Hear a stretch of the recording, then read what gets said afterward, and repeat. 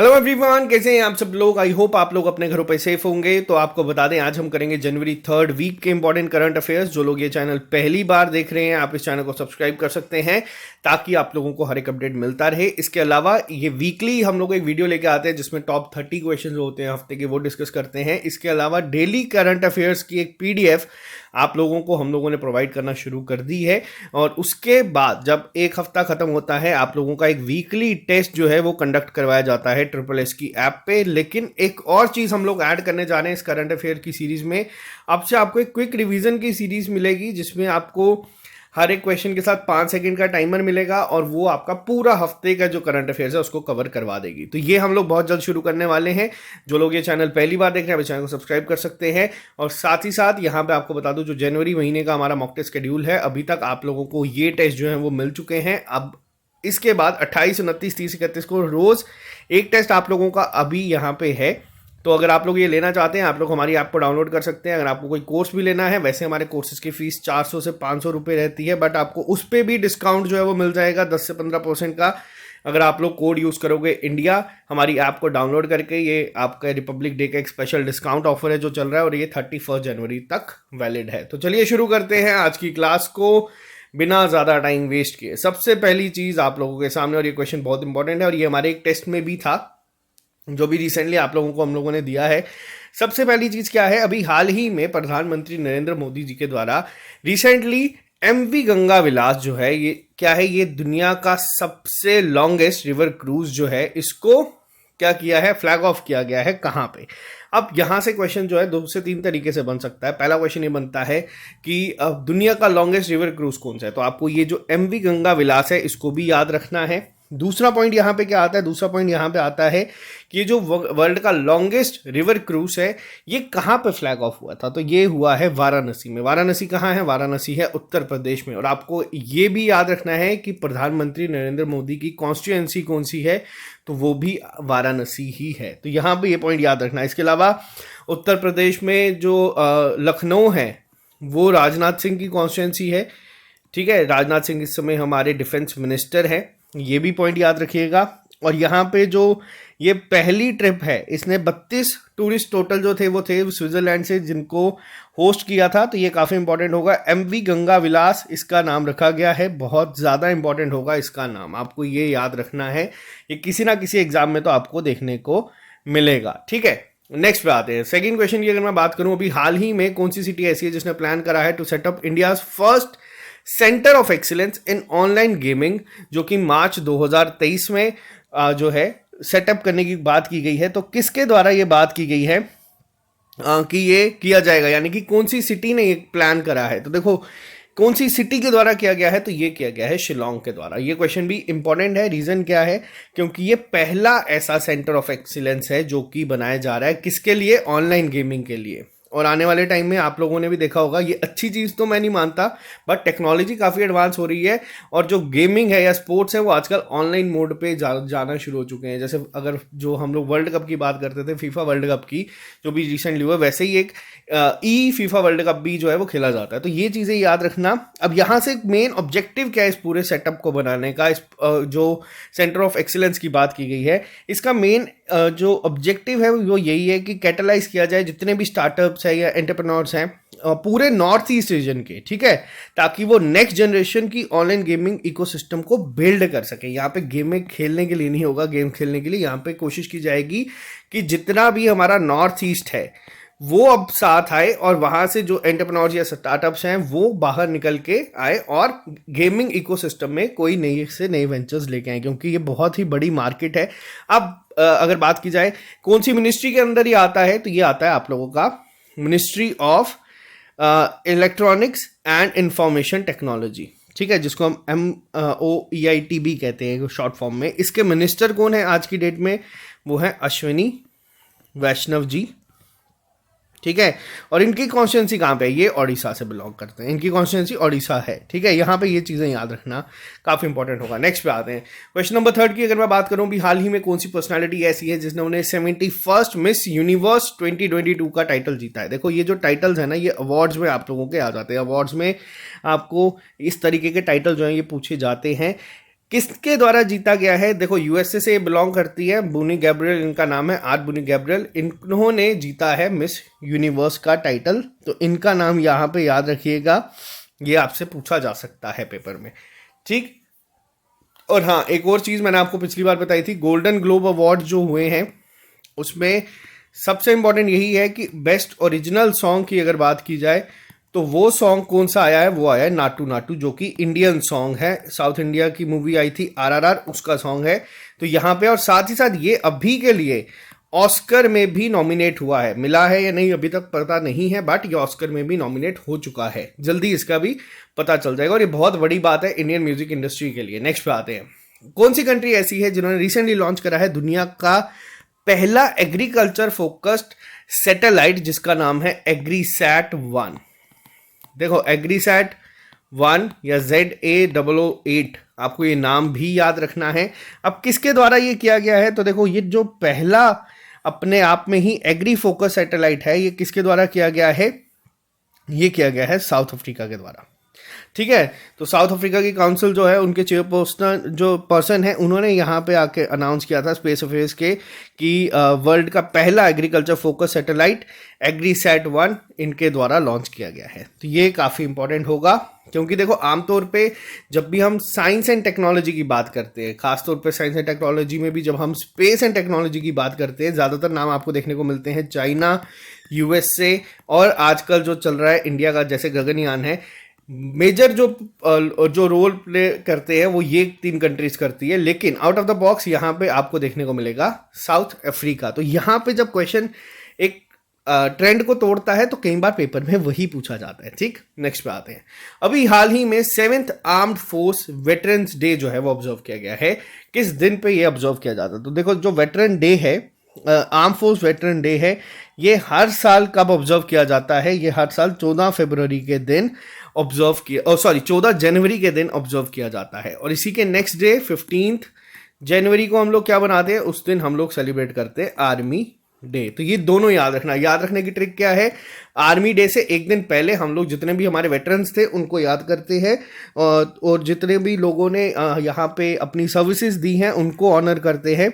अब ये जो दिन है, अगर आपसे पूछा जाए क्यों मनाया जाता है, किसके लिए मनाया जाता है, तो जो सर्विसेज रेफर की गई थी हमारे फील्ड मार्शल KM करियप्पा के द्वारा, तो उन्हीं को याद करते हुए यहाँ पे चीज़ें की जाती है। राजनाथ सिंह ने यहाँ पे एड्रेस किया था आर्म फोर्सेस को, तो आपको बस इतना याद रखना है, ठीक है। नेक्स्ट पे आते हैं। नेक्स्ट क्या है? मिलिट्री एक्सरसाइज अभी हाल ही में हुई है इंडिया और फ्रांस के बीच में। कौन सी मिलिट्री एक्सरसाइज थी? वरुणा 2023। वरुणा 2023 जो एक्सरसाइज है किस बीच में होती है? इंडिया और फ्रांस के बीच में होती है। पहला पॉइंट तो ये देखो, ये बहुत सालों से चलती आ रही है, तो इसमें आपसे ये पूछा जा सकता है पहली चीज़ की कौन सा एडिशन था, तो ये 21st एडिशन था, ठीक है। साथ ही साथ अगर आपको पूछा जाएगा कि कब से कब हुई, तो 16 से 20 जनवरी थी। एग्जैक्ट डेट कभी नहीं पूछी जाती, हाँ, लेकिन ये आपसे पूछा जा सकता है कि हुई कहाँ पे है। ये वेस्टर्न सी बोर्ड में हुई है। इसके अलावा हम लोग फ्रांस के साथ बहुत सारी मिलिट्री एक्सरसाइजेज जो है वो कंडक्ट करते हैं, जिसमें आपकी एक आती है गरुड़, एक आती है आपकी शक्ति। ये दोनों अलग अलग हैं, और अगर आपसे पूछा जाए गरुड़ शक्ति जो एक ही मिलिट्री एक्सरसाइज है, ये हम किसके साथ करते हैं? तो ये हम करते हैं इंडोनेशिया के साथ। ये मोस्ट कंफ्यूजिंग क्वेश्चंस में आते हैं, तो यहाँ पे इस चीज़ का ध्यान रखना, ठीक है। वरुण मतलब हमारे, अगर हम बात करें वरुण देव, हम लोग मानते हैं कि पानी के थे तो इसलिए नेवी करती है। गरुड़ की अगर हम बात करें तो गरुड़ उड़ता है, तो वो हमारी एयरफोर्स करती है, तो ये चीज़ याद रखना। और शक्ति जो है ये हमारी आर्मी के द्वारा इनके साथ की जाती है। ये 3 पॉइंट्स याद रखिएगा। नेक्स्ट पे आते हैं, अभी हाल ही में कौन सी स्टेट या यूटी ऐसी है जिसको डिक्लेयर कर दिया गया है free area for the purpose of prevention of and control of infectious and contagious diseases in animal act 2009। तो किसको किया गया है यहाँ पे? तो ये किया गया है जम्मू और कश्मीर के द्वारा। जम्मू कश्मीर को भी हाल ही में डिक्लेयर कर दिया गया है फ्री एरिया। तो यहाँ पे याद रखना, ये मैंने आपको हमारे इंस्टाग्राम पे भी बता दिया था, तो ये काफ़ी इंपॉर्टेंट होगा। ये भी जम्मू कश्मीर के रिलेटेड जो एग्जाम है वहाँ पे आपको देखने को मिल सकता है। नेक्स्ट पे आते हैं। अब ये क्वेश्चन क्या है, यहाँ पे पूछा गया अभी हाल ही में जो इंडिया और श्रीलंका के बीच में एक टूर हुआ है, इसमें पूछा गया है आपको कि बताओ कौन सी चीज़ गलत है। देखो ये स्पोर्ट्स कैटेगरी की अगर मैं बात करूं आपसे, तो ये क्वेश्चन आपसे कुछ इस तरीके से फ्रेम होते हैं, पेपर में पूछे जाते हैं। अब पूछा क्या गया है आपको बताने की इनमें से कौन सी ऐसी चीज़ है जो गलत है इस सीक्वेंस में। तो मैं आपको बस ये बता देता हूं कि रोहित शर्मा ने अभी तक 20 सेंचुरीज का रिकॉर्ड जो वो नहीं किया। बाकी सारी चीज़ें जो है, ये एक ओवरव्यू आपको यहाँ पे दे देता हूँ। इंडिया ने श्रीलंका को हराया था, दोनों चीज़ों में, T20 और ODI दोनों में हराया था। इसके अलावा यहाँ पे ये सारी जो चीज़ें, आप लोग इसको एक बार आराम से रीड कर लेना। इस पे क्वेश्चंस कम बनते हैं, बट करंट अफेयर्स में था। और फोर्थ सेगमेंट में क्वेश्चन आपके कुछ आजकल इस तरीके के पूछे जाते हैं, तो इसीलिए हम लोग इसको यहाँ पे डिस्कस कर रहे हैं, ठीक है। और हाँ, एक सबसे इंपॉर्टेंट क्या है, इंडिया ने एक 317 रन से हराया था। ये रिकॉर्ड था आज तक की सबसे बड़ी वनडे विक्ट्री है, तो इसको भी याद रखना। ये हो सकता है आपसे पूछा जाए कि किसको हराया गया था। नेक्स्ट पे आते हैं। अब यहाँ पे क्या है, नेक्स्ट क्वेश्चन आपके सामने, कौन सी कंट्री ऐसी है जो रिसेंटली इंडिया का 4th लार्जेस्ट ट्रेडिंग पार्टनर बना है। अब यहाँ पे क्या पूछा गया है, 4th लार्जेस्ट, और ये कौन सी कंट्री है, तो ये है रशिया। इंडिया का 4th लार्जेस्ट ट्रेडिंग पार्टनर यहाँ पे बनी है रशिया। अभी इससे पहले अगर हम बात करें तो जो हमारी ट्रेडिंग पार्टनर्स है उसमें USA आती है, UAE आती है, लेकिन 4th अगर पोजीशन पूछी जाएगी तो वो कौन है, तो वो है इस बार रशिया। रशिया के साथ हम लोगों का जो ट्रेड हो रहा है वो काफ़ी ज़्यादा हो रहा है। रीज़न बहुत सारे हैं, रशिया पे बहुत सारे सैंक्शन जो है वो लगे हुए हैं ऑलरेडी इस समय। तो इंडिया एक ऐसी कंट्री है जो फ्रीली यहाँ पे ट्रेड कर पा रही है रशिया के साथ भी, तो ये याद रखिएगा इस पॉइंट को भी। नेक्स्ट पे आते हैं। क्वेश्चन नंबर 10 की अगर मैं बात करूं, अभी हाल ही में यूरोपियन यूनियन ने रिसेंटली लॉन्च कराया अपना पहला मेनलैंड ऑर्बिटल लॉन्च कॉम्प्लेक्स, जिसका नाम है space port S range. Space port S range जो है यहाँ पे अभी हाल ही में किया गया है। तो आपसे पूछा गया है कौन सी कंट्री के द्वारा ये हाल ही में करा गया है। तो देखो यहाँ पे अगर हम बात करें इस पर्टिकुलर क्वेश्चन की, उससे पहले क्या इंपॉर्टेंट है, उससे पहले आप लोगों को यहाँ पे इस जो क्वेश्चन के बारे में पूछा गया है इसके बारे में आपको बता दूं। जितने भी बच्चे हमें कहते हैं ना कि सर साइंस एंड टेक में हम लोग क्या पढ़ें, साइंस एंड टेक में कहाँ से डेटा लाए, देखो साइंस एंड टेक में क्वेश्चन आपका करंट अफेयर से ही बनेगा। मैक्सिमम केसेस में आपका स्पेस एंड टेक्नोलॉजी में से क्वेश्चन बनता है, जैसे आपके सामने ये क्वेश्चन है, वैसे ही आप लोगों को ये चीज़ें याद रखनी है। अब कौन सी ऐसी कंट्री है जिसने पहला मेनलैंड ऑर्बिटल लॉन्च किया, वो है स्वीडन। स्वीडन के द्वारा ये अभी हाल ही में लॉन्च किया गया है, तो ये आपको याद रखना है, ठीक है। ये क्वेश्चंस आपके स्पेस एंड टेक में पूछे जाते हैं, इस टाइप के questions. Who has recently became the first IAF Indian Air Force women fighter pilot to participate in aerial war games abroad? अभी हाल ही में कौन सा है जिन्होंने हाल ही में इंडिया को रिप्रेजेंट किया, या फिर इंडिया की पहली ऐसी वुमेन फाइटर पायलट बन गई है जिन्होंने एरियल वॉर गेम्स में जो है पार्टिसिपेट किया है। अब यहाँ पे ये क्वेश्चन बहुत इंपॉर्टेंट बन जाता है, जो ये तरीके से पूछे जाते हैं क्वेश्चंस। अब वैसे ही आप लोगों को बताना है एक होमवर्क के तौर पे, क्योंकि मैंने आपको बताया था इंडिया से कौन सी ऐसी पहली सोल्जर है या आर्मी को रिप्रेजेंट करती है जिनकी पोस्टिंग सियाचिन में हुई है। पहले कौन सी है जिनकी पोस्टिंग सियाचिन में हुई है, आपको उनका नाम बताना। और इसका आंसर मैं आपको बता देता हूँ, वो है अवनीत चतुर्वेदी। अवनीत चतुर्वेदी जी जो है ये हमारी स्क्वाड्रन लीडर हैं। तो ये पहली ऐसी बनी है जिन्होंने पार्टिसिपेट किया है। टोटल 3 थी। इनके अलावा अगर मैं आपको बात करूं यहाँ पे ये पहली ऐसी IAF की फाइटर पायलट भी बन चुके हैं जिन्होंने वॉर गेम्स में पार्टिसिपेट किया था। इसके अलावा वीर गार्डियन करके 2023 का एक हम लोगों ने यहाँ पे शुरू किया है। ये हमारा डिफेंस कोऑपरेशन भी शुरू किया गया है। किसके साथ होता है ये आप लोग कमेंट बॉक्स में लिख के बताना। वीर गार्डियन हम लोग करते आ रहे हैं किसके साथ, जापान के साथ। मैं ये आपको बता देता हूँ, ये भी आपसे पूछा जा सकता है, ठीक है। तो ये याद रखिएगा, अवनीत चतुर्वेदी बहुत इंपॉर्टेंट है। जो को भी पहली वुमेन कोई चीज़ करती है तो वो पेपर में पूछा जाता है। इसके अलावा नेक्स्ट क्वेश्चन पे आते हैं। अभी हाल ही में कौन सा बैंक ऐसा है जिसको बेस्ट स्मॉल बैंक का अवार्ड मिला है बेस्ट बैंक सर्वे में for the year 2022? Business today के द्वारा ये भी हाल ही में हुआ था एक सर्वे। तो कौन से बैंक को मिला है? ये मिला है तमिलनाडु मर्सेंटाइल बैंक को अभी हाल ही में बेस्ट स्मॉल बैंक का अवार्ड मिला है। बस इसमें ये याद रखना, क्योंकि पेपर में आपने देखा था जो भी रिसेंटली कंडक्ट हुआ है उसमें इस तरीके के क्वेश्चंस पूछे गए थे। नेक्स्ट पे आते हैं। Name the plant species that has recently listed in the protected plants list under schedule 3 of wild life protection act 1972। अब ये यहाँ पे क्या होता है, कई बार पेपर में क्वेश्चन किस तरीके से पूछा जाता है। पेपर में आपको मान लीजिए मैं आपको बता देता हूँ, जैसे नीला कुरिंजी को हाल ही में ऐड कर दिया गया है प्रोटेक्टेड प्लांट्स की लिस्ट में शेड्यूल 3 में। अब आपसे पूछा जाएगा पेपर में डायरेक्ट कि अभी रिसेंटली न्यूज़ में था नीला कुरिंजी, इनको ऐड किया गया है अब वहां पे ऑप्शन में दे दिया जाएगा wild life protection act dash. अब वहां पे 1962, 1972, 1982, जब डिफिकल्ट करना है क्वेश्चन एग्जामिनर ने वो इस तरीके से डिफिकल्ट कर सकता है। तो यहाँ पे हमें सिर्फ इनका नाम याद नहीं रखना, बल्कि हमें ये भी याद रखना है कि वाइल्ड लाइफ प्रोटेक्शन एक्ट है कब का। ये 1972 के प्रोटेक्शन एक्ट के तहत, और साथ ही साथ ये भी याद रखना शेड्यूल 3 में ये है। तो ये भी आपको आजकल इस तरीके से कंफ्यूज करने के लिए क्वेश्चंस पूछे जाते हैं, क्योंकि जब डायरेक्ट आजकल क्वेश्चन थोड़े से कम आते हैं पेपर में, तो ये याद रखिएगा। हाल ही में इंडिया की कौन सी ऐसी टेनिस प्लेयर है जिन्होंने रिसेंटली मेंस डबल को जीता है, टाइटल को, बैंकॉक ओपन 2023 में, जो कि थाईलैंड में हुआ है। देखो अब यहाँ पे क्या है, किसके द्वारा जीता गया है ये, तो ये इंडिया के यूकी बाम्बेरी और साकेत मैयानी के द्वारा जीता गया है। पेपर में स्पोर्ट्स पर्सनालिटी जब आपकी इस तरीके से आती है, टेनिस की अगर मैं बात करूं, तो यहाँ पे क्वेश्चन में कैसे पूछा जाता है, यहाँ पे पूछा जाएगा कि यूकी बाम्बरी बताओ कौन से स्पोर्ट्स से रिलेटेड है। ठीक है, ये आपको डायरेक्ट पेपर में क्वेश्चन ऐसे देखने को मिलते हैं। नेक्स्ट पे आते हैं क्वेश्चन नंबर 15 की अगर मैं बात करूं, अभी हाल ही में किसने ऑथर करी है book revolutionaries the other story of how India one it's freedom. तो अभी हाल ही में एक बुक आई है, काफी न्यूज में भी थी, और ये इस किसके द्वारा ऑथर की गई है, ये सबसे पहले आपको याद रखना है। ये जो बुक है ये संजीव सान्याल के द्वारा लिखी गई है, लेकिन इस बुक को अभी हाल ही में रिलीज किसने किया है, वो किया गया है यूनियन मिनिस्टर होम अफेयर्स जो हैं अमित शाह जी, उनके द्वारा। Revolutionaries the other story of how India won it's freedom, ये एक अलग पूरी स्टोरी दिखाई गई है कि किस तरीके से इंडिया ने फ्रीडम को जीता है। तो यहाँ पे ये लॉन्च की गई है। अगर रिलीज की पूछी जाएगी तो वो अमित शाह ने की है, अगर लिखी किसने है तो वो संजीव सान्याल ने लिखी है। तो यहाँ पे इसको याद रखिएगा। ठीक है, नेक्स्ट पे आते हैं हम लोग। नेक्स्ट क्वेश्चन की अगर मैं बात करूं, name the scheme that was recently discontinued by the ministry of minority affairs. तो कौन सी ऐसी स्कीम थी जिसको हाल ही में मिनिस्ट्री ऑफ माइनॉरिटी के द्वारा डिसकंटिन्यू कर दिया है, वो है पढ़ो प्रदेश स्कीम। इसको हाल ही में डिसकंटिन्यू कर दिया गया है।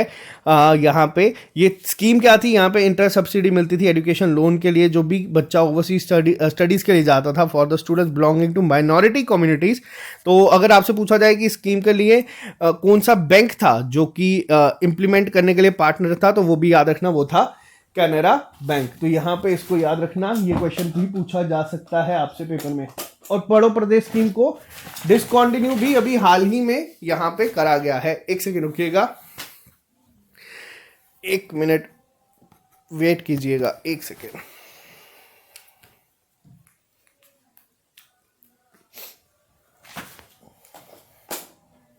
जी, तो यहां पे ये क्वेश्चन आपको याद रखना है। अगर पूछा जाएगा कि कौन सा बैंक पार्टनर था, तो ये भी आप लोग याद रखिएगा। जो नोडल बैंक था या फिर जो बैंक यहां पे पार्टनर था वो था कैनरा बैंक, और स्कीम थी पढ़ो प्रदेश स्कीम। काफी देर से चली थी ये, तो इसको फेज आउट कर दिया गया है। नेक्स्ट पे आते हैं हम लोग। अभी हाल ही में एक रिपोर्ट आई है deal room and London and partners के द्वारा, जो कि 2023 जनवरी में रिलीज करी गई है। इसमें इंडिया का रैंक क्या रहा है ग्लोबली टेक वेंचर कैपिटल में, इन्वेस्टमेंट्स में, और किसने इसको टॉप किया। देखो, जो टेक वेंचर कैपिटल इन्वेस्टमेंट होती है, इसका एक पूरा डेटा निकाला गया है, और इंडिया ने इस बार 4th रैंक इसका रहा है ग्लोबली, और टॉप किसके द्वारा किया गया है, यूएसए के द्वारा। अब ये है क्या, ताकि देखो जितनी भी इन्वेस्टमेंट्स होती है किसी भी स्टार्टअप में या किसी भी प्रोडक्ट में जो कि टेक वेंचर कैपिटल है, यानी कि जो भी टेक्नोलॉजी बेस्ड वेंचर्स कैपिटल जिनको मिलती है, उसमें जो इंडिया का रैंक रहा है वो 4th रहा है। अगर टॉप की बात की जाए तो वो यूएसए के द्वारा हुआ है। यूएसए को टोटल कितनी मिली है इन्वेस्टमेंट यहाँ पे, तो वो 233.3 बिलियन इन्वेस्टमेंट जो हुई है वो यहाँ पे आपको देखने को मिली है यूएस डॉलर की। सेकंड नंबर पे रहा है चाइना, जहां पे आपको सिर्फ 48 बिलियन देखने को मिलेगी। थर्ड पे रहा है यहाँ पे यूके, जिसमें आपको 29.9 बिलियन देखने को मिलेगी। और फोर्थ पे हम लोग रहे हैं, जिनको इंडिया को मिली है यहाँ पे 24। अगर हम कंपेयर करें यहाँ पे तो ऑलमोस्ट 10 टाइम्स ज़्यादा जो इन्वेस्टमेंट्स हो रही है टेक वेंचर्स में, तो वो यूएसए में हो रही है। लंदन पार्टनर्स की अगर मैं बात करूँ तो ये जो है ये कहाँ पे है इसका हेडक्वार्टर, तो ये लंदन में ही आपको देखने को मिल जाएगा। ठीक है, नेक्स्ट पे आते हैं।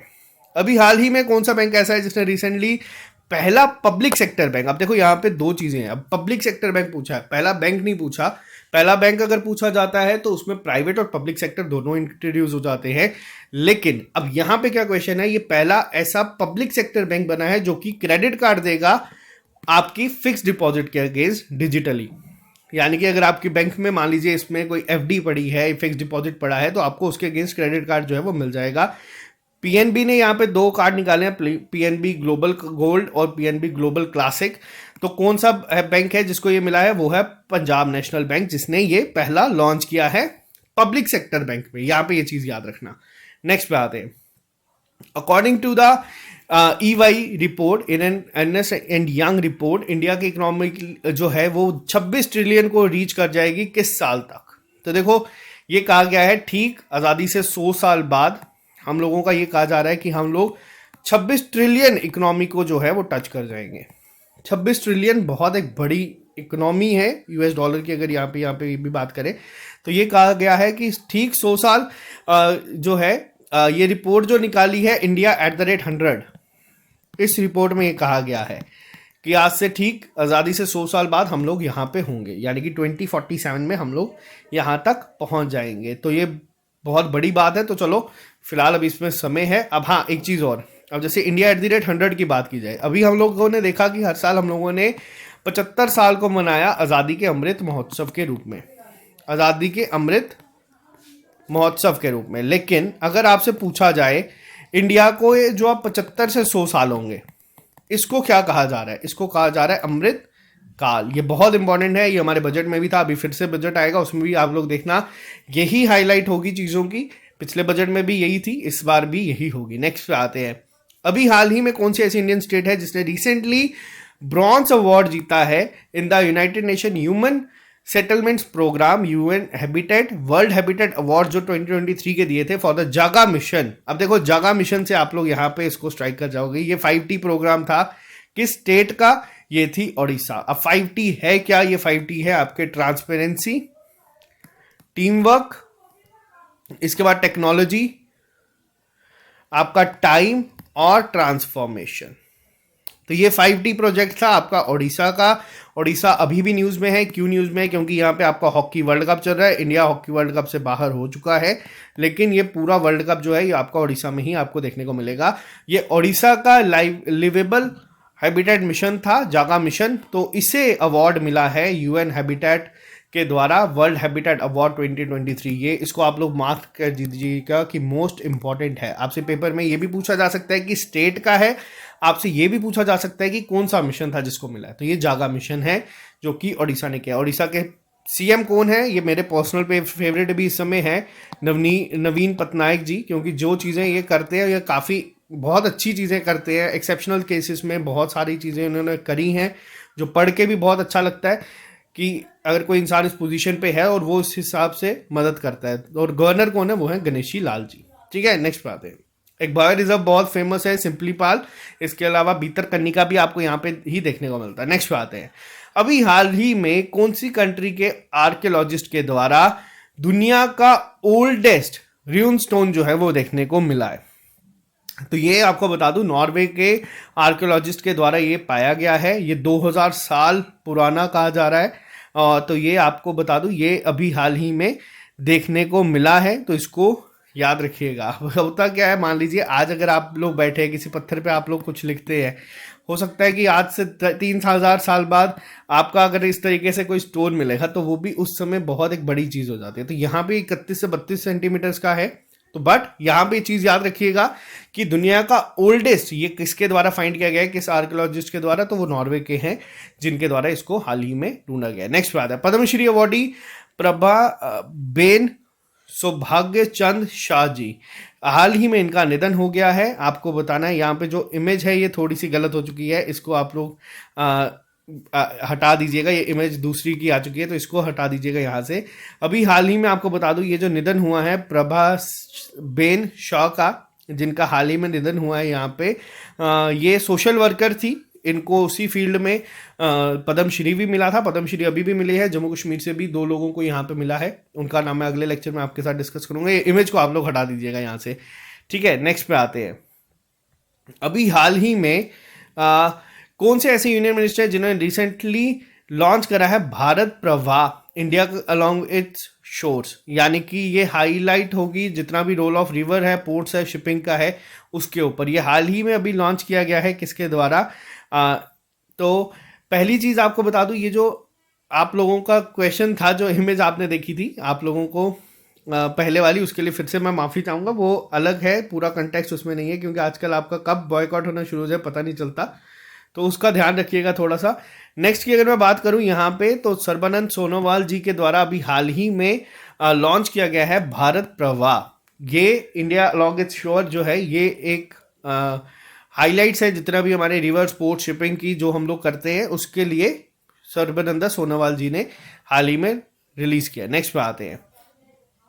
इंडियन आर्मी ने अभी रिसेंटली कंडक्ट करी है अपना पहला एडिशन साइक्लोन 1। अब देखो, मिलिट्री एक्सरसाइजेस पे क्वेश्चन बनते हैं, सबको पता है। अब मिलिट्री एक्सरसाइज जब आपकी इस तरीके से होती है, जो कि पहला एडिशन होता है अपने आप में, जैसे हमने वरुणा का देखा, वरुणा का हमारा 21st एडिशन था, तो एग्जामिनर को भी पता है कि बच्चे पढ़ते आ रहे हैं काफी टाइम से, तो उनको याद हो जाता है। अब यहाँ पे इस क्वेश्चन के पूछे जाने की संभावनाएं बहुत ज्यादा बढ़ जाती हैं। क्यों बढ़ जाती है? क्योंकि ये जो क्वेश्चन है ये आपका अभी तक पहली बार हो रहा है, तो ऑब्वियसली बात है पहले पूछा नहीं गया होगा। तो साइक्लोन 1 हम लोग किसके साथ करते हैं? साइक्लोन 1 हम लोग कर रहे हैं इजिप्ट के साथ।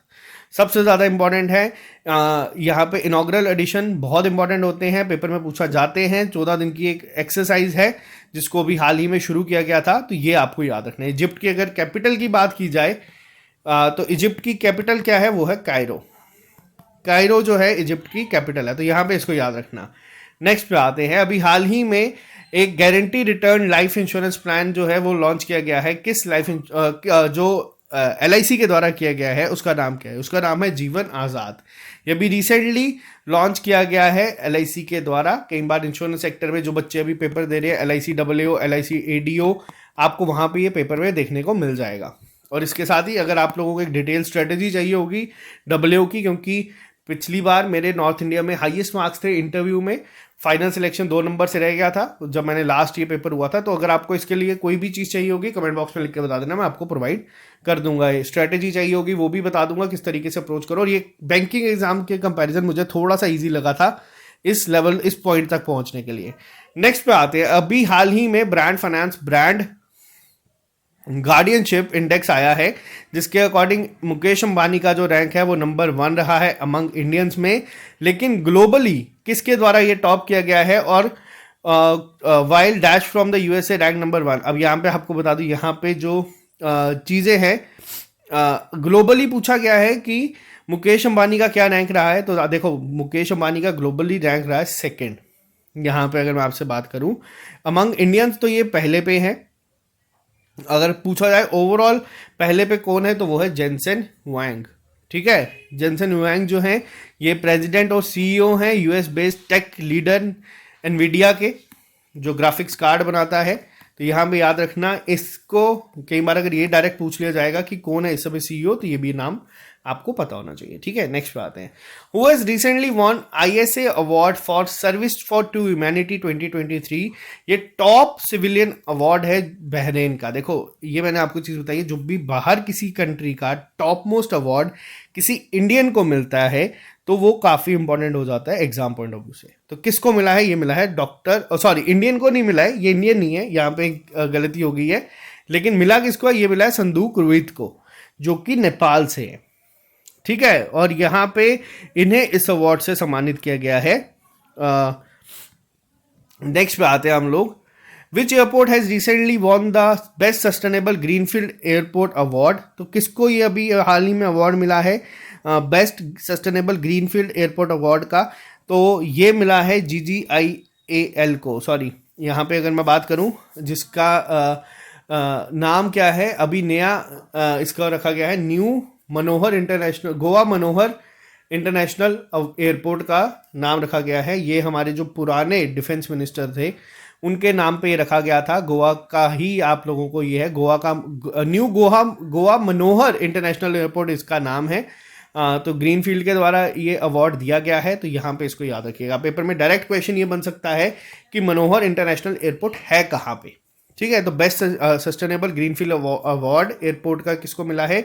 ये मिला है मनोहर इंटरनेशनल एयरपोर्ट को, जो कि आपका गोवा में है। ठीक है, नेक्स्ट पे आते हैं। अभी हाल ही में कौन सा एक ऐसा स्मॉल फाइनेंस बैंक है जिसको prestigious inclusive finance India award का से सम्मानित किया गया है? तो ये जो अवार्ड है ये किसे मिला है यहाँ पे? ये अवार्ड मिला है ESAF स्मॉल फाइनेंस बैंक को।